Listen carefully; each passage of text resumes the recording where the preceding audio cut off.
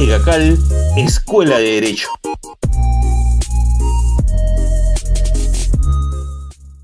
Bienvenidos, amigos.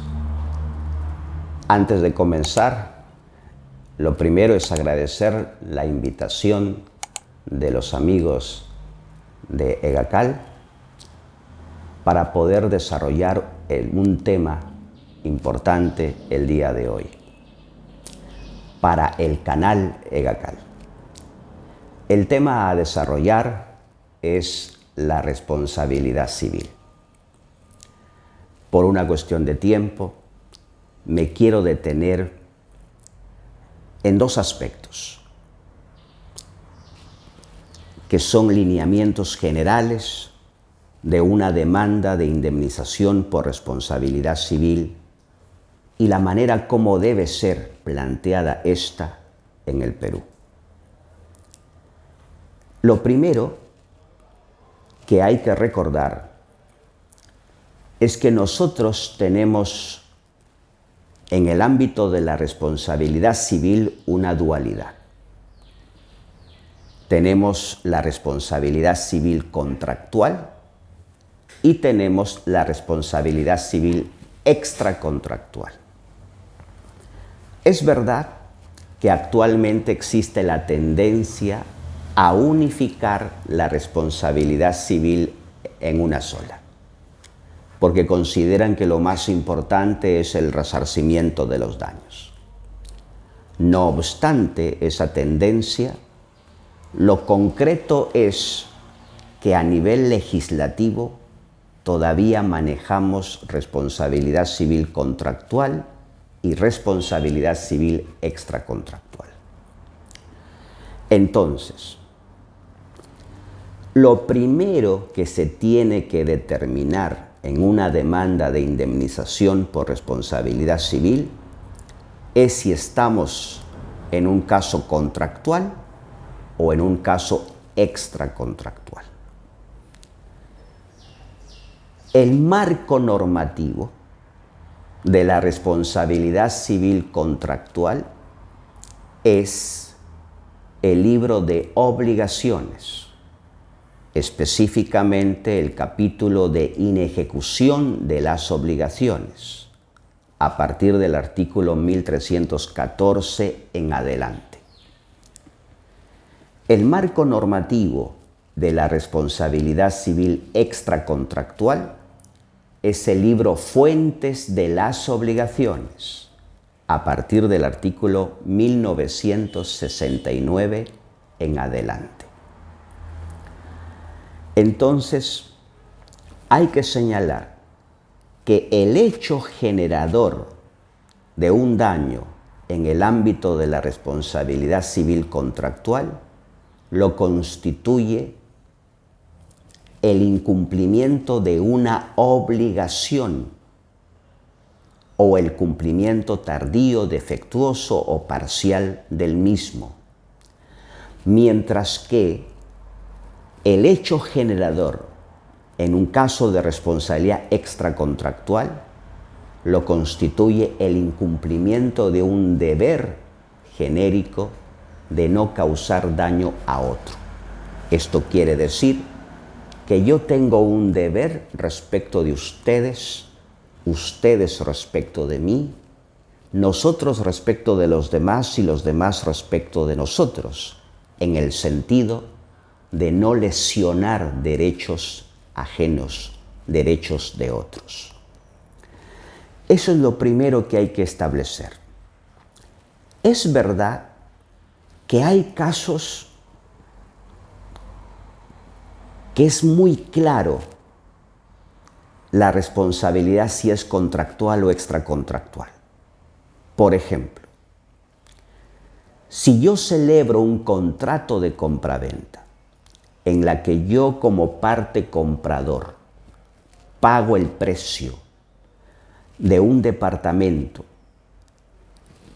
que todavía no se me ha entregado y ha pasado meses para ello, entonces no quepa la menor duda de que es un caso de responsabilidad civil contractual. en la que yo demandaría a la otra parte del contrato por incumplimiento de la obligación. Por otro lado, si yo como persona estoy caminando por una calle y de pronto aparece un conductor a excesiva velocidad y termina atropellándome, no quepa la menor duda que es un caso de responsabilidad civil extracontractual. Habrá casos muy claros de responsabilidad civil que no admita mayor objeción si es contractual o extracontractual. Pero habrá situaciones donde sí tenemos que analizar un poco más a detalle para evitar la incertidumbre que se genera a nivel judicial, como en el siguiente caso. El caso es Casación 3449-2014-ICA. Voy a resumir brevemente los hechos. Se trata de una persona a quien le vamos a llamar Pedro, que trabajaba en una empresa de generación eléctrica, ¿bien?, como ayudante mecánico, y fallece como consecuencia de una descarga eléctrica al desempeñar labores para los cuales no había sido contratado, pero que las realizó por órdenes de un supervisor. Pero aquí hay un detalle. La demanda lo interpone su conviviente de nombre Rosa en representación de sus hijos menores de edad. Un detalle importante que no fue analizado en el presente caso. En el presente caso, lo que se debatió más es qué ámbito de responsabilidad civil estamos hablando, si es contractual o extracontractual. El juez de primera instancia estableció que los hechos encuadran en responsabilidad civil extracontractual. ¿Por qué? Porque los daños que se le causó, la muerte que se le produjo al señor Pedro, es por funciones ajenas para los cuales fue contratado. Y en base a eso determinó que es extracontractual. Por su parte, la Corte Superior declaró improcedente la demanda, es decir, revocó la sentencia y declaró improcedente la demanda por considerar que los hechos encuadran en responsabilidad contractual, en razón de que el señor Pedro y la empresa demandada tenían un vínculo laboral. Ese caso llega a la Corte Suprema y la Corte Suprema dice que carece de relevancia en el caso concreto determinar si es contractual o extracontractual, siempre que el daño sea resarcido, por lo que casó la sentencia de vista, dejó sin efecto la sentencia de vista. Al respecto, la Corte Suprema comete un grave error. Decir que carece de relevancia determinar si es contractual o extracontractual es incorrecto. Claro que sí es relevante. ¿Por qué es relevante? El marco normativo es diferente, ya lo dijimos. La responsabilidad civil contractual, su marco normativo es obligaciones, inejecución de obligaciones, 1314 en adelante. Responsabilidad civil extracontractual, marco normativo, Fuentes de las obligaciones, libro 7, 1969 en adelante. A eso podemos sumar el plazo prescriptorio. En la responsabilidad civil contractual son 10 años. En la extracontractual son 2 años. A eso podemos sumarle también la carga de la prueba en relación a la culpa. A eso también podemos sumarle el hecho de la relación de causalidad en el ámbito contractual, que es distinto al extracontractual. Entonces, no podemos afirmar de manera muy fácil que carece de relevancia determinar en un caso si es contractual o extracontractual. En el caso concreto que estamos comentando, no analizaron algo que debieron analizar, el cual, ¿quiénes son los demandantes? Preguntarse, ¿quiénes son los demandantes? El demandante no es el señor Pedro. El señor Pedro ya está muerto. Los demandantes son los hijos del señor Pedro. ¿Qué daños están alegando los hijos del señor Pedro? Daños morales, los sufrimientos, la pena que se le causa por la muerte de su padre.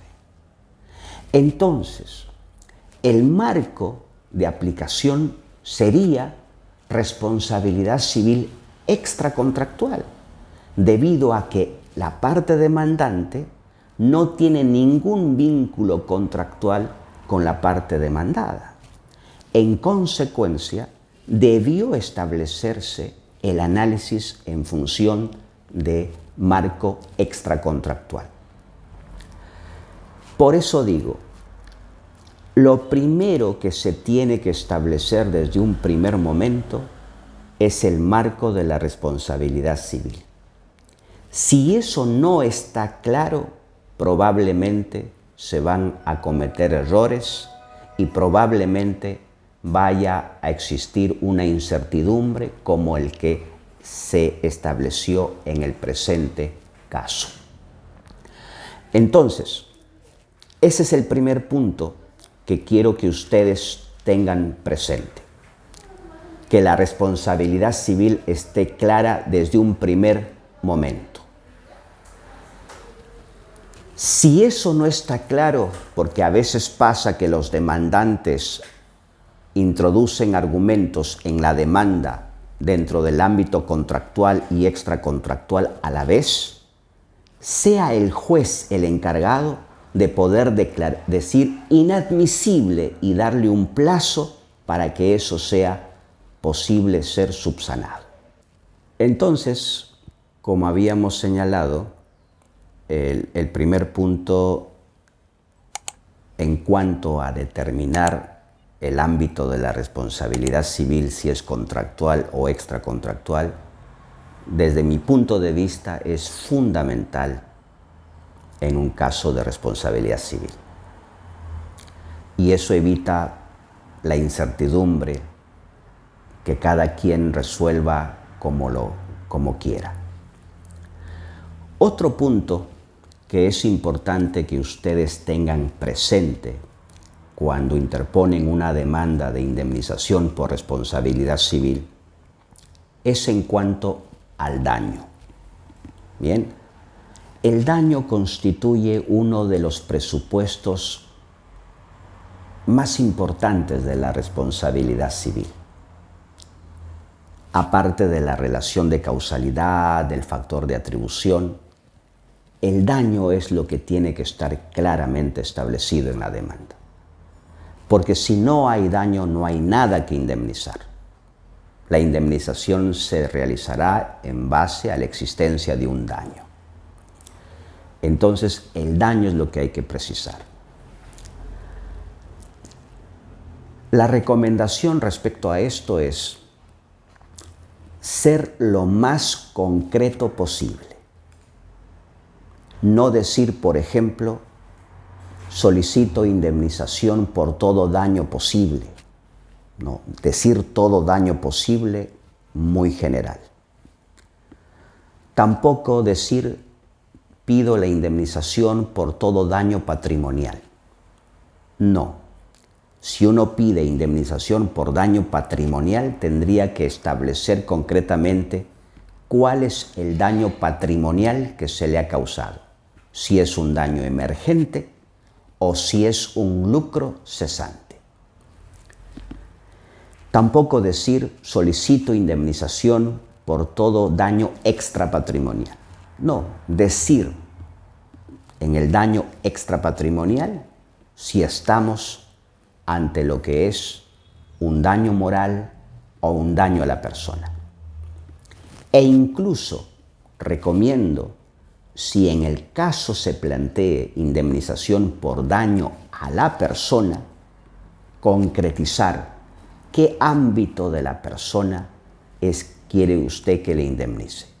Si estamos hablando de un daño físico, biológico, si estamos hablando de un daño psicológico, o si estamos hablando de un daño respecto de un derecho personalísimo, como puede ser, por ejemplo, la afectación a tu nombre, a tu imagen, a tu honor.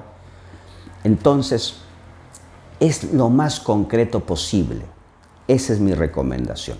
Se puede pedir todos los daños posibles, pero precisando daño emergente y un monto. El monto que estás pidiendo que te indemnice. Lucro cesante, su monto. Daño moral, su monto. Es verdad que hay daños cuya cuantificación es más sencillo. Hay otros cuya cuantificación es difícil y compleja. Pero aún así hay que tratar de proponer un monto y tratar de justificarlo. Porque ese es un problema que hemos advertido en las demandas de indemnización por responsabilidad civil. Que proponemos un monto, pero no la justificamos. ¿Por qué ese monto? Y pasa no solamente en función de quien demanda, sino también de los jueces. Porque se propone un monto en la demanda, por ejemplo, una indemnización por daño moral de 100.000 soles. El juez dice, fundada en parte, te doy 10.000. La pregunta es, ¿por qué 10.000? ¿Por qué no 20.000? ¿Por qué no 30? Entonces no advertimos una justificación en cuanto al monto. Y creo que ahí hay un déficit en cuanto a la motivación. Entonces, es importante la precisión. La precisión. Eso ayuda también a que el demandado sepa claramente sobre qué se va a defender. Y eso también lleva a que el juez se pronuncie específicamente por el daño que se ha causado, por respeto a la congruencia procesal. Yo soy de aquellos que piensan que el juez de oficio no podría pronunciarse sobre un daño que no fue pedido. Creo que es la parte demandante el que tiene que establecer claramente el tipo de daño, el monto, a efectos de que se le indemnice. Y que el juez se pronuncie respecto de ese daño. Entonces, si estamos ante un daño patrimonial, claramente se establezca si es un daño emergente o es un lucro cesante. Recordar que el daño emergente constituye la pérdida efectiva en el patrimonio. El lucro cesante es una ganancia que se había proyectado obtener, pero que se frustra y que por lo tanto no llega a ingresar a nuestro patrimonio. Me quiero detener ahora en los daños extrapatrimoniales. En los daños extrapatrimoniales se habla del daño moral y el daño a la persona. El Código Civil los desarrolla como si fueran daños independientes, autónomos, en el artículo 1985. Curioso, porque en el ámbito de la responsabilidad civil contractual en el libro de obligaciones solamente hablan del daño moral. Y en el ámbito de la responsabilidad extracontractual, 1985, mencionan daño moral y daño a la persona, como si fueran dos daños diferentes. En la actualidad, se viene desarrollando la idea que el daño moral es parte del daño a la persona. Es un subtipo del daño a la persona. El daño a la persona como el género, entendiendo a la persona como una unidad psicosomática en la que se pueden afectar no solamente el cuerpo, sino la psique. Y es a partir de ahí donde se viene desarrollando el daño moral como un subtipo del daño a la persona. Entonces, no es que no se relacionen, no es que no tengan nada que ver, sí tienen que ver, pero hay que recordar que el daño moral se entiende en la actualidad como la afectación a una persona en cuanto al sufrimiento que se le causa, a la pena que se le causa. El daño moral es eso. El daño moral es un daño subjetivo, es un daño que afecta los sentimientos de una persona. El ejemplo claro del daño moral es cuando un hijo pide indemnización por la muerte de su padre o un padre pide una indemnización por la muerte de su hijo. Ese es un claro ejemplo de un daño moral. Bien. Entonces, tenemos que ser claros y precisos en cuanto a la determinación del daño. Entonces, queridos amigos, en esta oportunidad lo que he querido es compartir estos dos puntos importantes para una demanda de indemnización por responsabilidad civil. El primer punto es la determinación clara y concreta si estamos en un caso de responsabilidad civil contractual o extracontractual. A veces, ya lo mencioné, va a ser sencillo establecerlo. A veces necesitará de un análisis mayor para evitar lo que pasó en la casación que comenté, 3449-2014 ICA. Y el segundo punto es la determinación clara y concreta en relación al daño que se ha producido. No genéricamente, preciso. Si estamos ante un daño emergente, un lucro cesante, un daño moral, y en el caso del daño a la persona, especificar claramente qué ámbito de la persona se ha causado el daño. Y con ello evitaremos incertidumbre en el desarrollo del proceso. Porque es importante que desde un primer momento esté claro el escenario. Y si no está claro, el juez tiene los mecanismos procesales para poder corregir ese defecto, ya sea a través de una inadmisibilidad de la demanda a efectos de que se subsane, o que el propio demandado, mediante una excepción de ambigüedad u oscuridad en el modo de proponer la demanda, se pueda corregir. Pero incluso en la etapa de saneamiento procesal, el juez tiene la posibilidad de corregirlo. Pero lo que no podemos es llegar a la sentencia y en la sentencia tener la incertidumbre respecto a qué régimen de responsabilidad civil estamos. Eso no se puede hacer. No puede ser. Entonces, las cosas claras desde el principio, en un caso de responsabilidad civil, debe ser así. Muchísimas gracias y hasta la próxima. EGACAL, Escuela de Derecho.